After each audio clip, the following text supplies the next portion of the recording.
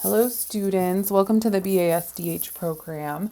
While you're waiting to get classes started in the fall, I want to make sure that you're looking around the website and you're familiarizing yourself with our different online platforms because these courses are all going to take place in an online asynchronous format, which is very ideal for when you are working and also just living life. You can complete your courses somewhat at your own speed, but definitely on your own time. After work, before work, on the weekends, during, in between family events and things like that.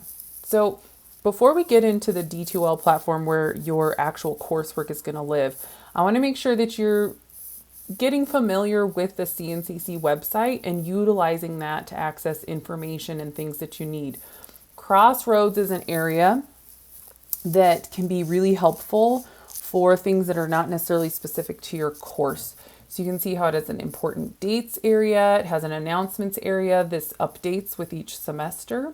And then as a student, you also have these other tools down here.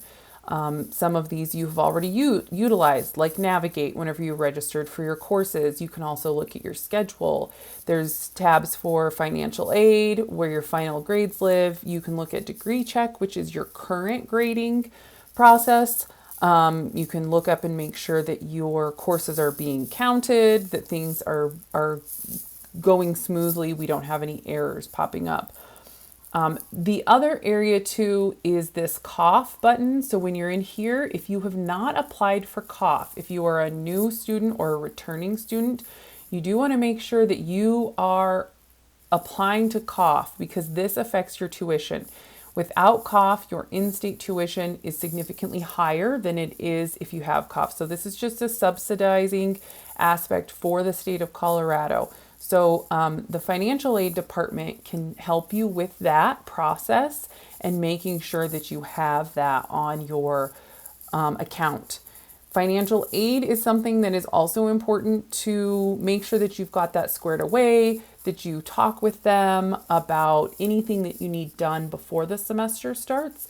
They can help you with FAFSA things, they can help you with grants and scholarships, financial aid packages, repayment plans, and those kind of things, and work out what is the best plan for you personally. They have great and easy contact information down at the bottom of their page. So make sure that you're talking to financial aid ahead of time. That will make your return to college or continuation of college much smoother and decrease some of the stress. They also can help you with that COF to make sure that you have that completed and that is current so that you are receiving the best and lowest tuition possible. So once you get all those things kind of squared away and you at least are familiar with the website and know where you can go try to find some things, D2L is the location that you are going to spend the most of your time. So this is going to be your landing page when you open D2L.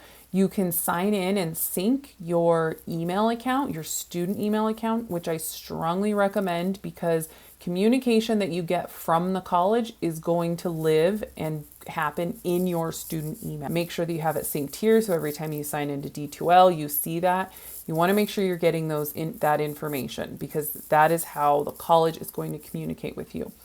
Now within D2L, we also have up here a messaging system within D2L itself. This is where your course instructor will often be communicating with you if there are specific things or if you need to communicate with them specifically through your messaging in D2L. Again, this only happens in D2L. You can, sometimes if you have the app, there is a way to use messaging within there. So you can download some apps that are work specifically with Brightspace D2L, and so you can have some things on the go. There's also a video tutorial that is more broad in utilizing the D2L Brightspace platform. So make sure that you're checking some of these things out ahead of time. You won't be able to get into your actual courses until the day the semester starts. but I will show you kind of how the layout is going to look for your courses so you have an idea of what that looks like. Right, so let's just look at the business administration course, which is one of them that you will take this fall. So you're going to notice again, when you open that course, you kind of land on a landing page. It shows you announcements. This is where your instructor will communicate with you often, right? And so these pop up first. There also may be some information about your instructor and things like that. Your content page is where you can access all of your course instructions. All right, so you have a table of contents that's going to give you a list of everything. Obviously, this Welcome Start Here page is very important, right? This is going to give you information on the course itself, the instructor, some different information on being successful. It also has some links to some specific things within the college system, right? And if you ever find that one of these links doesn't work, let your course instructor know and we'll make sure we get that updated. We try to check those each semester, but sometimes they even change within the semester. Then your course syllabus tab or module is an important tab also. This has your, excuse me, your syllabus listed there. It's important and your responsibility to make sure you read over that, whether it's in a digital format or if you want to print it out, that works too. We also try to include just some breakdown of some specifics of the course for each class, right? So that you can have easy access. This information is all within the syllabus, but this is a snapshot of some of it. And you can see the syllabus document down here. You can open it and you can also download it. So then you also have an introductory kind of week, and that's just a little quick activity to help everybody get to know each other, at least see each other's names. And these things, you can see this is not an active course yet at this point, so some of those things have changed. Then there's also a Q&A section. This you can also find, there's a number of links for D2L. It'll take you straight to the YouTube Brightspace page. So utilize this too. Like if you're not sure something that you need to do within D2L, utilize those links. That's under the Q&A portion. There is also under the Q&A area a discussion area. So you can click on this and this will take you to a discussion area. So this is a nice place for you as peers within your courses to ask questions of each other and see if maybe somebody else already has the answer, or maybe you asked a question and then you reached out to the instructor later because you still weren't able to figure it out and you found the answer. So you can share it with your classmates there. The APA formatting and writing tab is also very important. We use APA formatting in all of your courseworks, your writings, your projects. And so making sure that you are familiar with that is very important. We do have a specific file naming process. So make this again, and this is in your syllabus, but those are important things. We do have the Gateway Center.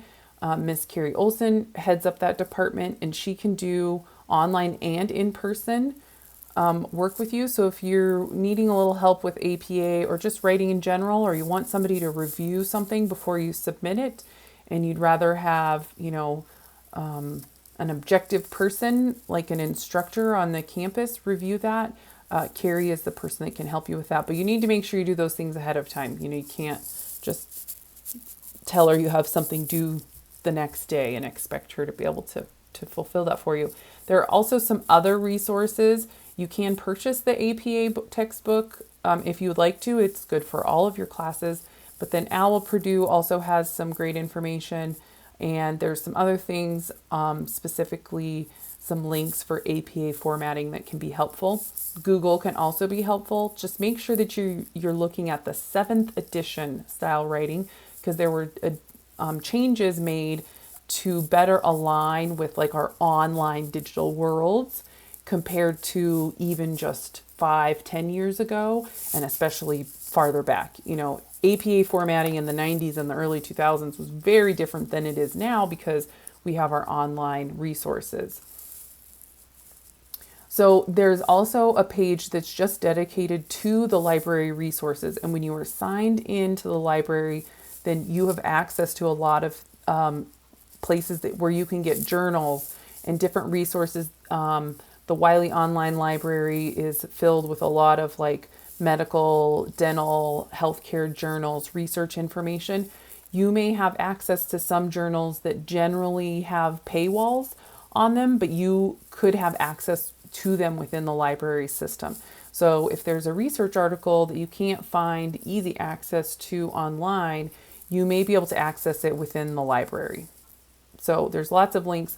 The main page has lots of great information, and all of these links are located on the library page itself. Then you're going to see each of these weeks. You got week 1, 2, 3, and all the way to week 8.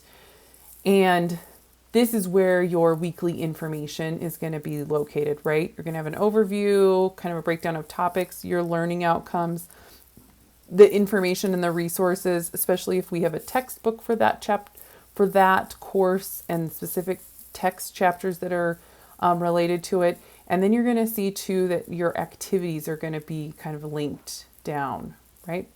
You also have additional resources here, right? Week 1 resources. You also have textbook resources if those exist. Not all of the textbooks have extra resources. And then you have some of your upcoming assignments to help you prepare as you go. Now, you also have all these tabs up here. So you can just look at a list of your assignments when you're in D2L, right? So you can see those and you can see the due dates are listed. It also shows your status, your score, and you can see your feedback whenever that's provided by your instructor. You can also see how when you click these, it will give you the description, but then there are also sometimes attachments, right, on your assignments. And so these are important ones because often those are outlines or templates that can help you get started with your project that you're working on or your assignment. You also will find that there are rubrics in each of these. So when you scroll down, you will see the rubric that is attached to that assignment, so you know what you are specifically being graded on, but then you have the description of the assignment, right? So that you know what is expected of you. And then of course, you can always reach out to your instructor if something is not making sense. Your discussions, we call these summary posts within our courses, but they are located here. Not every course has a summary post for every week, but a fair amount of them do. So your summary posts will be located here. Your due dates for generally all of your assignments are going to be on Sundays before midnight, so 11:59 p.m. Mountain Time, excluding week 8, where Monday is the due date for those. But that week is very different. That's like a finals week, so you don't have things necessarily like a summary post that is due. If your class, not all of the classes have quizzes, there will be a list of quizzes here. They will also be included as your assignments in each weekly little module, but that is also listed there. Then you have your grade book that shows your overall grades, right? So you can see all of your grades. And then you also have a class list that will list the students and instructors that are in your course, so that you can see them. There are some other like more tools. You may not even have all of these because some of these are mine as an instructor, but this is generally kind of how you can get around. And you can go back to that course homepage. This is where, again, those announcements are going to live. So if your instructor made an announcement and you're looking for that, that's going to be on your course home. But your content page is a very dominant page that you will be on. And you can see how when you open up a week, you can see how you have some of your individual kind of sub-modules under each of them too. So if you look at week 2 and you want to get access to your textbooks without having to scroll way down, you can click on those and open them up. But a lot of it will become very intuitive. We do work really hard to keep the formatting of your courses the same from one course to the next. so that as you progress through your courses, you're not having to relearn where things are located. So, your tabs on the left-hand side especially are going to be the same each time so that you know where things are, just to help make those things a little bit easier. And you can see here too how D2L kind of gives you a track to make sure you've looked at everything. It gives you a check mark whenever you have opened that and taken a look at it, so you know if you've actually checked it out. This, I'm in the kind of outline format, and it opens everything up, but that can be a little overwhelming. So this table of contents opens every single one of these tabs up for you. But then you kind of have your table of contents over here that you can click on specific areas as we go. You also have one tool I want to show you is your calendar. I don't want you to get overwhelmed depending on what mine looks like, because it's got a lot on it, because I have a lot of things going on. Yours are not going to have this many, but you can see how you have your, when you have your calendar open, it's going to show you, and they're color coordinated by each course's things that are due, right? So that you have kind of an easy view of things. But it can be helpful sometimes for some students. Really enjoy having like a paper calendar that they can write on, and keep track of their assignments that way too. I personally was that way when I was in school. I don't usually use a paper calendar, but I liked being able to kind of see things laid out. But you can look at the calendar here, and it can be really helpful for making sure that you get things turned in. But you can see how everything's down here right around midnight. So 11:59 p.m. is that due date for things, to make sure that you have plenty of extra time. This is not a Monday through Friday type of thing. Whenever you're doing a degree completion program and you are also working. Most of you are doing other things in life. You're busy. You're grown adults. So that kind of gives you an idea of just navigating your courses once you're able to get into them. Again, like I said, you will not be able to access your courses right away. You won't be able to actually get in and see them like I just showed you until midnight, the day classes start. So midnight at the beginning of a course, you'll be able to actually get into the course. However, you will have access to D2L itself. So you can do things like setting up your email account in here. You can double check and see if an instructor may send you the syllabus ahead of time, so that you can at least get an idea of what your course expectations will be. That will show up through your messaging system here. You can also set up your alerts and different things like that within D2L. So you can get into D2L, you just won't be able to see the actual layout of your course like I showed you just now. But once you do your first couple of classes, all the others will be the same. And so you'll get a handle on navigating D2L really quickly. Very confident. And of course, your instructors and us at the college are all here to help you.